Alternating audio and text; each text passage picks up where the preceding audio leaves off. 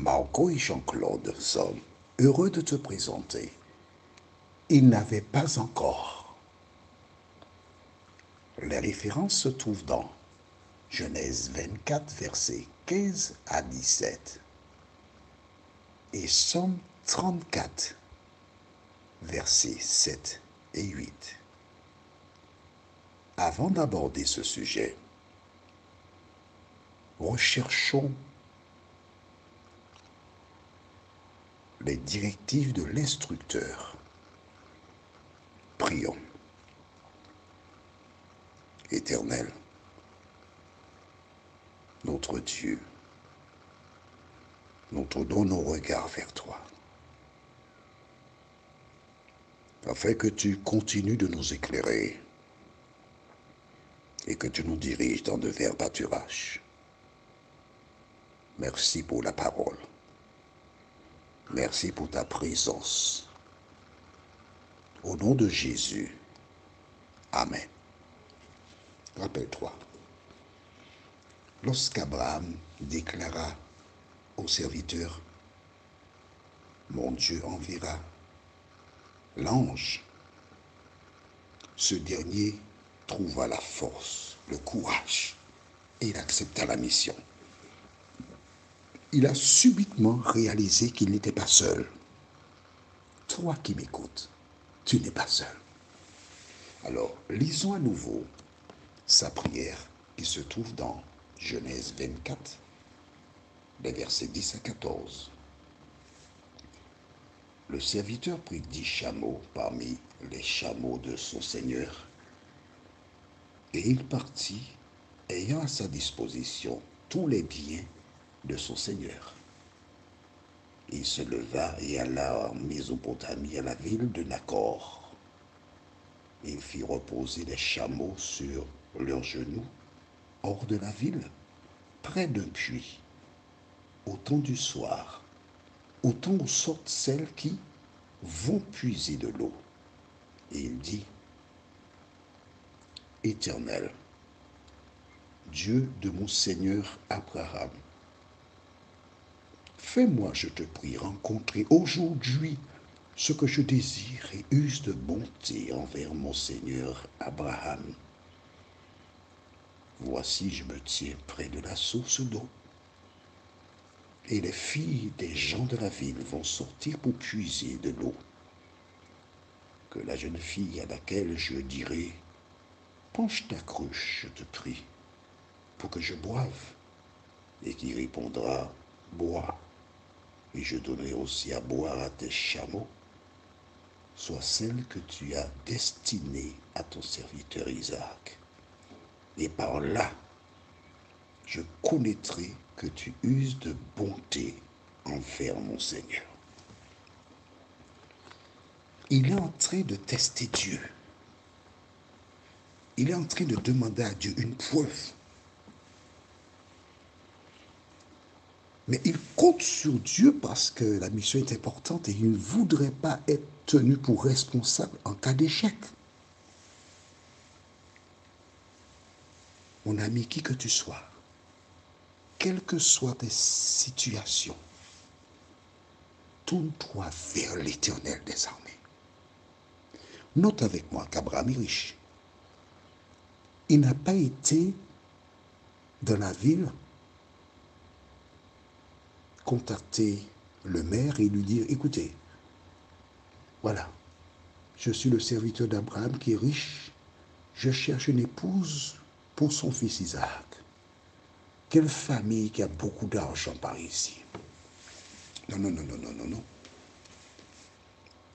Il a fait une demande à Dieu. Il a été au-dessus du maire. Il a été à l'Éternel. Quel que soit le problème que tu rencontres, va à l'Éternel. Et une fois qu'il a été à l'Éternel, que s'est-il passé? C'est ce que nous verrons. Il a demandé une femme travailleuse, mais bien sûr, la femme qui viendra, parce qu'attention, les chameaux boivent beaucoup d'eau. C'est pas un lit d'eau. Hein. Les chameaux, c'est une véritable citerne ambulante.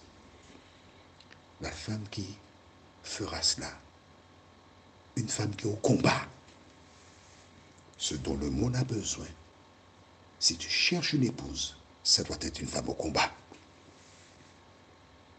Quelle a été la réponse de Dieu? Alors nous lisons les références du jour, c'est-à-dire Genèse 24, versets 15 à 17. Il n'avait pas encore fini de parler. Maman, on s'arrête ici. Il est en train de prier à l'Éternel. Voulait-il dire autre chose? Nous ne savons pas. Mais la Bible déclare, il n'avait pas encore fini de parler que sortit sa cruche sur l'épaule Rebecca, née de Bethuel, fils de Milca, femme de Nacor, frère d'Abraham. C'était une jeune fille très belle de figure. Elle était vierge et aucun homme ne l'avait connue. Elle descendit à la source, remplit sa cruche et remonta. Le serviteur courut devant d'elle et dit, laisse-moi boire, je te prie, un peu d'eau de ta cruche. Laisse-moi boire, je te prie, un peu d'eau de ta cruche. Il fait une demande en bonne et due forme. Nous verrons ultérieurement la suite de ce texte. Ne lis pas la suite, tu te connais. Attends-moi, tu es trop pressé. Ok? Il n'avait pas encore terminé de parler que Rebecca arriva. C'est extraordinaire de voir comment l'Éternel agit. Il demande à Dieu. Je reprends la dernière partie. Tu veux bien?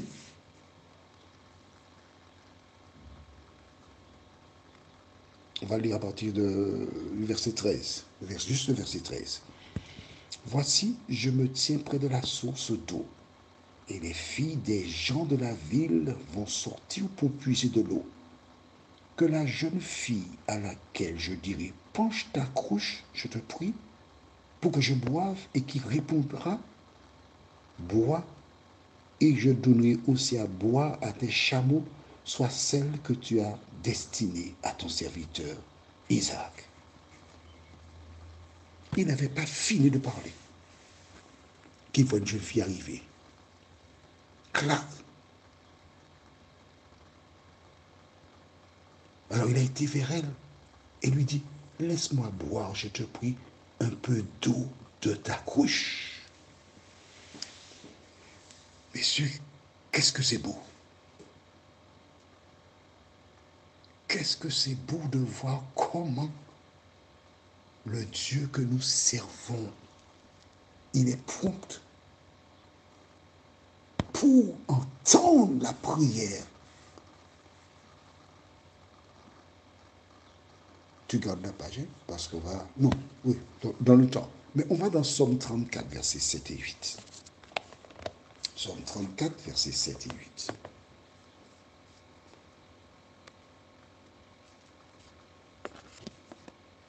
Tu as trouvé?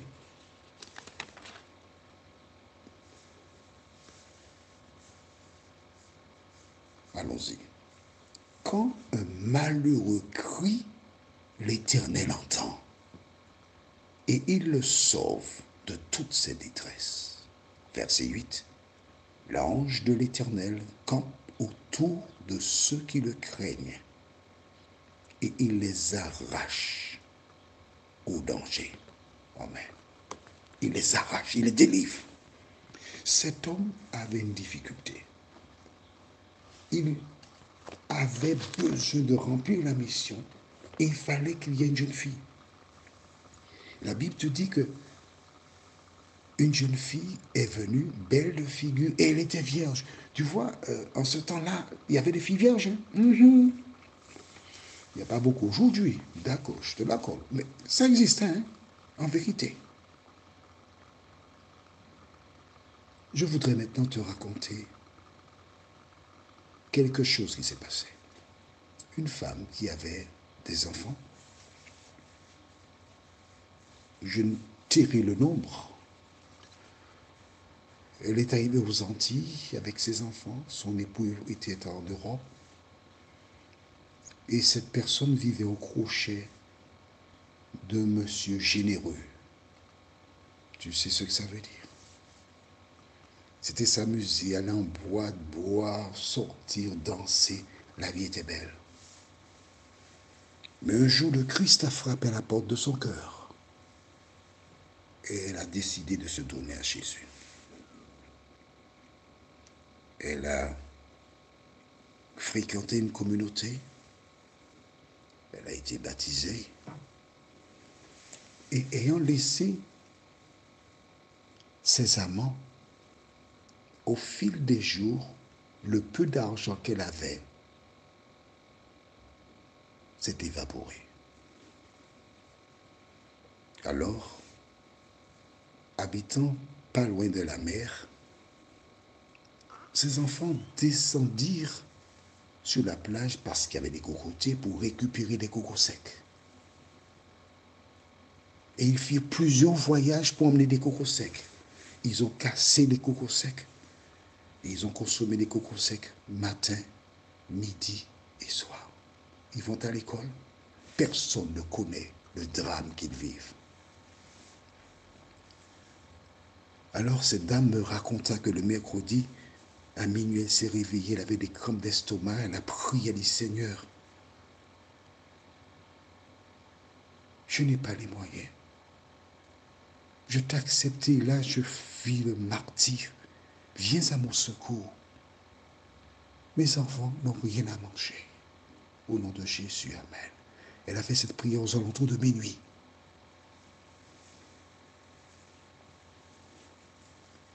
Le lendemain matin, une dame qui travaillait dans une cantine qu'on surnomme Mémène est arrivée avec dans son véhicule une quantité importante de produits secs, lentilles, haricots rouges, etc., du pain, de la viande. Cette dame s'est mise à pleurer.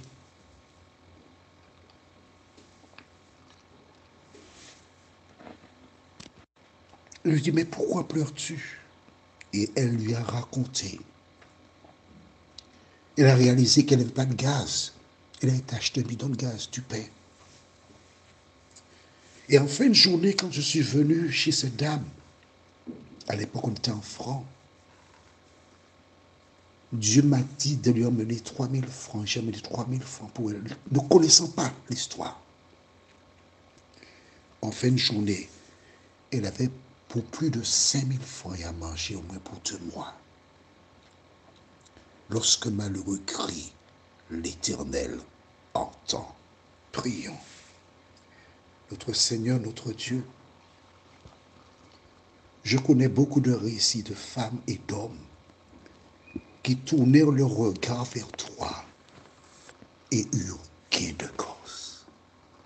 Merci de continuer de bénir tes enfants, de nous aider à nous rappeler que tu es celui qui promet la délivrance, celui qui a dit, je suis avec toi tous les jours jusqu'à la fin du monde et que tu ne nous abandonneras jamais. Merci Seigneur. Au nom de Jésus, pour ta gloire éternelle. Amen. Notre référence est 1 Roi 17, versets 8 à 15. Et j'ai ordonné. C'est pour l'étude prochaine. À bientôt.